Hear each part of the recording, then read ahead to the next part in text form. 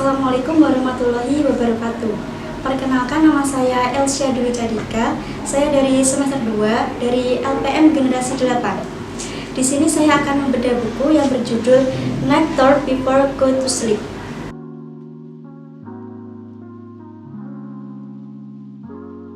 Novel ini menceritakan tentang ada sebuah cewek yang bernama Farah Amartya. Dia menyukai cowok yang populer, ganteng, dan juga pintar sekolahnya. Namun, cintanya ini terhalang oleh sebuah keadaan. Bagaimana kisah selanjutnya? Mari kita simak. Yang pertama ada identitas buku. Ada judul buku Night Talk Before Go to Sleep. Pengarang Bagas Ali Prasetyo, tebal buku 348 halaman, penerbit Gradient Media Tama, desain sampul Mauli Kirana, dan terbit pertama pada Januari 2019. Yang kedua ada tentang penulis. Bagas Ali Prasetya adalah nama lengkap dari Hello Bagas. Cowok yang kerap disapa Bagas ini lahir di Banjarnegara 3 April 2000. Katanya, ia adalah seorang yang sering memendam dan menuangkan rasa cemas, kecewa, rasa pilunya melalui tulisan. Karena menurutnya dengan tulisan tidak ada yang tersakiti, cukuplah menjadi sebuah memori. Bahkan rasa kecewa bisa berubah menjadi karya yang bisa lebih bermanfaat. Ia sering bergadang hanya untuk menulis saja yang dibuat menjadi video sederhana. Saat ini, Bagas sedang menempuh pendidikan di Prodi Sosiologi FISIP Universitas 11 Maret atau UNS. Menetap di Kota Surakarta ternyata membuatnya banyak menemukan hal baru, terlebih untuk menyelesaikan naskah ini. Bagas senang mendengarkan cerita pengalaman orang lain, karena bisa menginspirasi dari berbagai hal. Novel Night Talk Go to Sleep ini adalah buku pertamanya. Tulisan-tulisan lain darinya bisa diakses di laman Instagram @hellobagas atau di Wattpad adaptasi. Berawal dari penulis puisi berinisial FA, yaitu Farah Amartya. Farah melihat puisinya terpampang di mading, kemudian dia melihat suatu artikel berisi siswa yang membuat bangga alma mater sekolahnya karena berhasil meraih juara 1 Olimpiade Fisika. Ya, dia adalah Raden Bara Antasena, cowok populer, tampan, dan yang pasti pintar. Di artikel itu ternyata ada informasi terkait email Bara. Tanpa pikir panjang, Farah pun menulis alamat email itu. Sesampai di rumah Farah, menulis pesan ke Bara, namun tak kunjung dikirim karena disimpan saja di drive-nya. Karena tidurnya larut malam, Farah pun berangkat ke sekolah terlambat. Tapi untung gerbangnya belum ditutup. Namun muncul masalah, dia tidak membawa topi. Farah pun berjalan menuju kopsis, berdesak-desakan karena memang banyak yang tidak membawa topi. Tiba-tiba Bara datang dan menyapa Farah. Farah sontak kaget. Ternyata Bara memberikan satu topinya kepada Farah. Belum juga ia bisa mencerna apa-apa, Bara langsung pergi karena Bara yang menjadi petugas upacara. Ia kemudian berlari tanpa menunggu hal yang tak pasti. Ia berlari menuju barisan kelasnya. Harum sampo dan gel rambut laki-laki membuatnya tersenyum dan ingin bertanya kepada semesta. Dari sekian banyak yang tidak memakai topi, kenapa semesta merencanakan Bara untuk memilihnya? Kenapa tidak yang lainnya? Tapi Farah tetap bersyukur karena tidak jadi dihukum. Selepas jam terakhir di kelas, tiba-tiba hujan datang. Namun Farah harus segera sampai di rumah. Ia pun nekat berjalan menembus hujan. Tiba-tiba ada suara tabrakan yang berasal dari jalan, dan benar saja terjadi kecelakaan di sana. Dari seberang jalan, di sana terlihat laki-laki yang masih memakai seragam SMA. Secepat kilat menghampiri korban dan menolong korban. Lelaki pemberani itu ternyata Bara. Mereka memberikan obat-obatan kepada korban. Farah senang bisa bertemu Bara meskipun gugup sedari tadi. Tak terasa setelah merawat korban, hujan sudah cukup reda. Bara lalu mengantarkan korban. Sore hari itu masih kelabu, mendung bergelut terus karena gerimis masih saja berduka dan meneteskan bebannya karena semilu. Tapi janganlah kau ikut turut dalam luka itu, wahai Xenia, karena setiap orang selalu menunggu kedatangannya, keindahan dan juga kehangatan.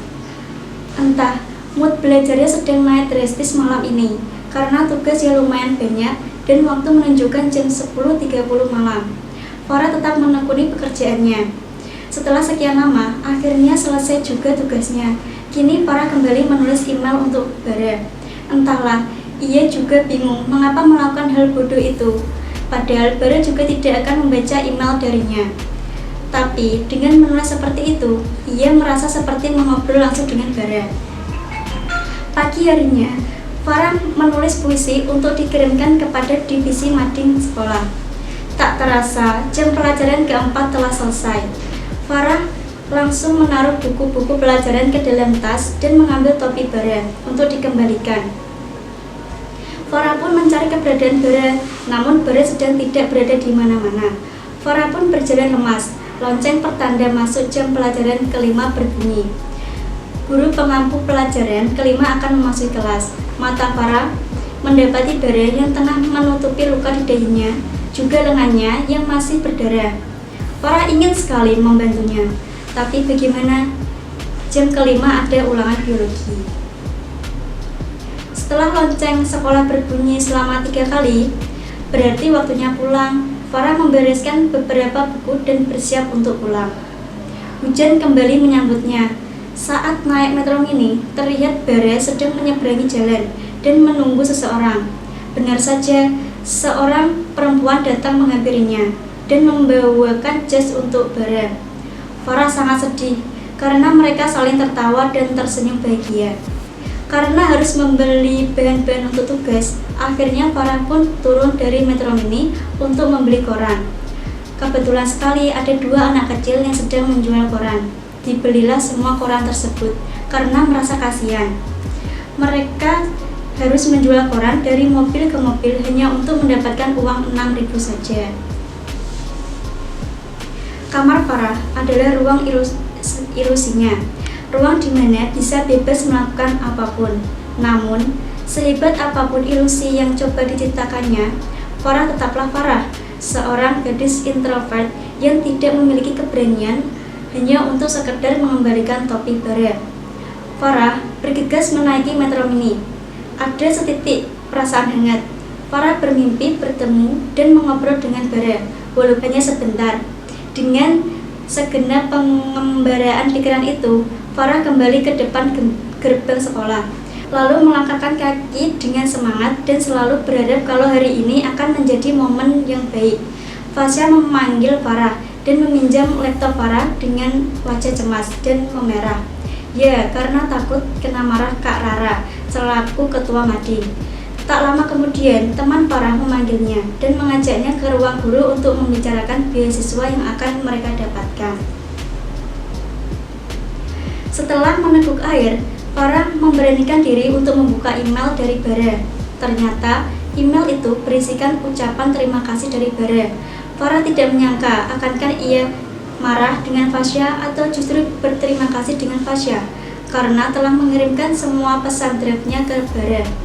Tak lama kemudian, Fasya datang dan menceritakan bahwa ia tidak sengaja mengirimkan draft itu ke Bara. Lalu Fasya menanyakan kepada Farah, apakah kamu memiliki perasaan dengan Bara? Farah menjawab sambil membuang muka bahwa dia tidak menyukai Bara. Tak lama berselang, HP Farah berbunyi, dan ternyata ada pesan dari Bara. Ia mengajak Farah untuk ketemuan. Farah sangat senang, namun juga gugup. Farah berjalan dengan ragu, dengan detak jantung yang menggebu-gebu. Setelah sampai, Bara menyapa Farah dan mengobrol dengan sangat santai, berbeda dengan Farah yang merasa canggung. Farah berjalan tiba-tiba. Bara datang dengan motor hitam dan menghampiri Farah. Mereka melaju ke lokasi Rian, yaitu kelas jingga. Ternyata Bara lah yang membuat kelas jingga itu untuk tempat belajar anak-anak jalanan. Farah lalu menceritakan tentang kisahnya bertemu dengan Rian saat membeli koran. Mereka mengobrol dengan sangat bahagia. Farah berharap hari itu jangan cepat berakhir, ya karena terlalu indah. Setelah Bara mengajar, mereka pulang. Namun, sebelum pulang, Farah mengajak Bara makan di gang dekat rumahnya karena warung nasi goreng itu sangatlah enak. Tak lama kemudian, mereka sampai di warung itu. Farah dan Bara mengobrol dengan sangat asyiknya sampai tidak sadar bahwa dari hari sudah malam. Bara memutuskan untuk mengajak Farah pulang. Farah menjadi tidak enak karena selain mengantar pulang, Bara membayar makanan tersebut. Setelah mereka berjalan, mereka pun sampai di rumah Farah. Farah menawarkan Bara untuk masuk ke rumahnya. Bara pun mengikuti langkahnya karena harus minta maaf ke ibunya. Farah sudah mengajaknya pulang malam. Sesampainya, ibunya Farah menawarkan kue kepada Bara, dan Bara pun menerimanya dengan sangat santun. Setelah lumayan lama Farah, Bara, dan ibu Farah mengobrol, Bara memutuskan untuk pulang. Namun, sebelum pulang, Bara diberikan bingkisan oleh ibu Farah. Ini buat Mas Bara ya. Maaf, ibu cuma ngasih ginian doang. Siapa tahu bisa buat cemilan. Pagi itu, Bara mampir ke rumah Farah. Apalagi bukan untuk menjemput Farah, karena Farah ke sekolah naik Metro Mini. Setelah menjemput Farah, mereka berhenti di toko kue untuk mengantarkan kue kering ke toko Bu Lastri. Bu Lastri tersenyum dan menanyakan siapa yang bersama dengan Farah. Farah hanya menjawab bahwa Bara adalah temannya. Setelah sampai sekolah, ternyata Farah dan Fasya melihat sosok yang sudah lama tidak masuk karena habis operasi. Ya, ia adalah Kaira. Kaira teman dekatnya Farah dan Fasya. Mereka selalu curhat bertiga. Kiara ini hanya tinggal dengan kakaknya karena orang tuanya sudah dipanggil Tuhan. Fasya menceritakan kepada Kiara bahwa Farah sedang dekat dengan Bara. Kiara kaget tapi juga setuju karena cocok dengan Farah yang kalem, adem, dan apa adanya. Setelah pulang sekolah, Farah dan Bara memutuskan untuk ke kelas jingga. Kali ini mereka memutuskan untuk naik busway. Busway pun datang. Bara lalu menggandeng tangan Farah untuk masuk ke dalam. Mereka menikmati perjalanan dengan lagu yang mengiringinya. Saat turun busway, Bara mengajak Farah untuk sholat asar terlebih dahulu di masjid dekat lampu merah. Mereka melihat wajah Bara yang dibasahi air wudhu menambah ketampanan seseorang laki-laki. Karena haus, Bara mengajak Farah untuk membeli es dawet. Di sela-sela meminum es, Bara berkata bahwa esnya kemanisan. Farah yang tidak percaya lalu menyicipi dan berkata bahwa esnya pas tidak kemanisan. Ya, ini kemanisan karena aku minumnya sama kamu, ucap Bara. Wajah Farah memerah dan ia tidak bisa berkata-kata lagi, hanya menikmati es dawet dan menatap kendaraan di jalan dan yang padat akibat mudik. Semua itu rasanya Farah tidak ingin cepat berlalu. Setelah selesai minum es dawet, Farah dan Bara menuju ke lokasi kelas jingga yang jaraknya tidak jauh. Sampai detik ini, Farah tidak menyangka kalau Bara ternyata melakukan hal yang positif. Berbeda dengan cowok lainnya yang hanya bermalas-malasan, bandel, dan suka main saja. Tiba-tiba, Alan datang, pengajar sekaligus temannya Bara. Ia memanggil Farah dan mengajaknya ke suatu tempat. Mereka ngobrol terkait Bara yang biasanya tidak pernah mengajak cewek ke kelas jingga. Farah mendengar itu dari Alan terlihat senyum-senyum dan tak menyangka bahwa dia cewek yang pertama kali diajak ke kelas jingga. Setelah selesai kelas jingga, Bara mengajak Farah ke suatu tempat, pasar ikan hias, dan Bara pun membeli 10 ikan koinnya dan kemudian mereka pulang. Kini Farah sedang menulis barisan mimpinya di atas kertas putih dengan bolpen baru. Meskipun rintik hujan turun karena menahan air mata yang terlalu berat. Tiba-tiba notifikasi email dari Bara.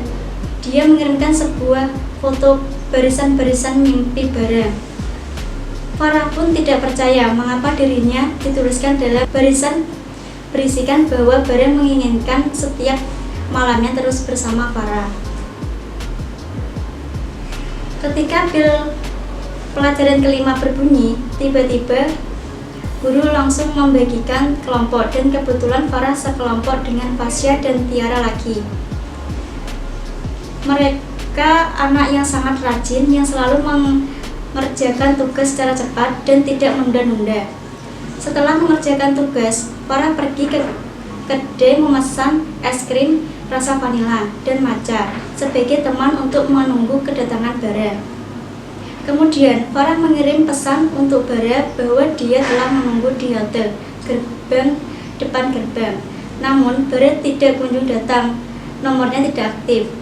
Malam semakin sepi, Metro Mini tidak kunjung datang dan waktu sudah menunjukkan jam 9 malam. Cemas, lelah, khawatir, sedih, semua bercampur menjadi satu. Tiba-tiba ada motor yang menghampirinya dan ternyata itu adalah Alan yang memberi kabar bahwa Bara kecelakaan. Farah lemas, bukan main karena mendengar kabar bahwa Bara kecelakaan. Setelah itu, Farah meminta Alan untuk mengantarkan dia ke rumah sakit karena rasa khawatir terhadap Bara yang amat syok. Sesampainya di rumah sakit, dokter keluar dari ruangan Bara.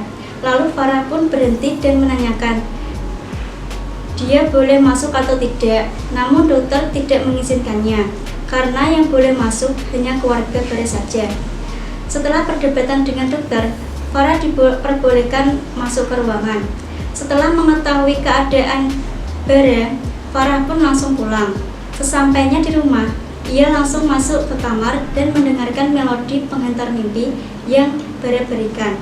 Setelah menyiapkan esoknya, Farah tetap menulis email untuk Bara kesembuhannya meskipun Bara tidak akan membacanya sampai benar-benar pulih. Hari-hari tanpa Bara terasa aneh dan hampa. Farah jadi ingat sebelum ia mengenal Bara. Ia hanya bisa memandangnya dari balik jendela dan dari kejauhan. Dari sakitnya Bara, Farah dan Alan masih sering ke kelas jingga untuk mengajar setelah pulang sekolah. Setelah selesai mengajar, Farah pun pulang dengan menggunakan busway. Biasanya di busway, Farah selalu berdiri dan bersandar di bahu Bara. Sebulan berlalu. Akhirnya, Bara sembuh dan masuk sekolah. Dan seminggu yang akan datang, Bara ulang tahun. Farah pun belum menyiapkan kado. Perjalanan senja taman kota menuju rumah begitu sepi. Dia bingung apakah ini berlanjut. Mungkin Farah tak tahu diri jika meminta lebih. Farah diajak Bara untuk datang ke kafe. Farah menunggu Bara sangat lama. Akhirnya dia memesan pilihannya. Mobil sedan warna hitam tiba-tiba datang. Di belakang Bara ada perempuan. Perempuan itu pernah bertemu Bara saat membawakannya jas. Farah pun marah sejadi-jadinya. Dia sedih, menangis, dan tak tahu lagi mau gimana. Bara menenangkan Farah dan mengajaknya untuk makan. Tiba-tiba Fadila datang dan bergabung ke makan malam mereka. Farah sangat sakit hati. Dia pun menelpon Alan dan memintanya untuk menjemputnya. Setelah menunggu Alan, akhirnya Alan pun datang. Mereka pun pulang meninggalkan Fadila dan Bara.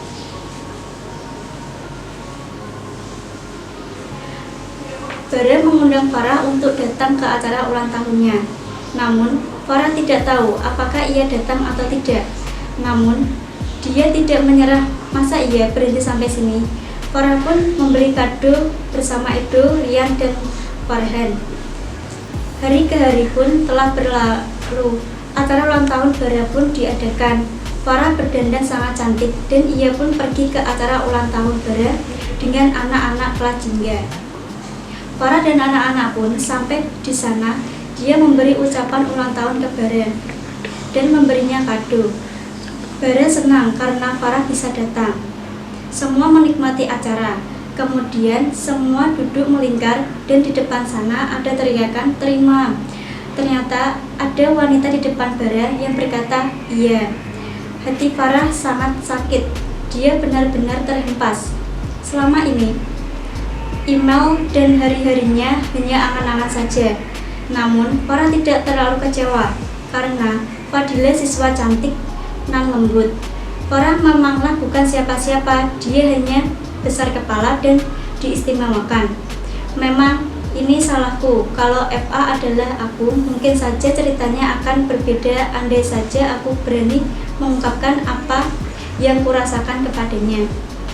Ya, tidak akan berpaling. Alan memelukku, entah pelukannya terasa nyaman. Aku berbisik telinganya untuk menitipkan Edo, Rian, dan Farhan untuk mengantarnya pulang. Bara adalah sebuah kesempatan yang hadir di saat yang tidak tepat. Semua email yang dia kirimkan pernah menjadi sesuatu yang sangat berharga, bahkan sampai sekarang. Sudah cukup waktu sedihnya, kini waktunya mengambil makna. Bara sudah tidak memberikan banyak cerita. Mungkin Farah lupa bahwa kalau Bara tidak mungkin hadir dalam hidupnya untuk selamanya. Mencintai Bara juga anugerah yang Farah bisa tanpa harus belajar. Selanjutnya adalah kelebihan dan kelemahan buku. Kelebihan buku ini adalah novel ini desainnya sangat bagus dan penataannya rapi. Dan di dalam setiap bab terdapat ilustrasi yang tidak membuat pembaca bosan. Alur ceritanya juga bagus dan membuat pembaca tergugah untuk terus membacanya.